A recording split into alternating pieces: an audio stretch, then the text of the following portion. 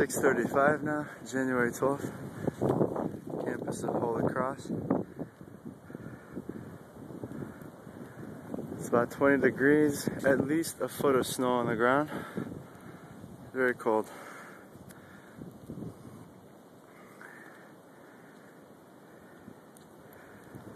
Oh, I'm standing in the snow.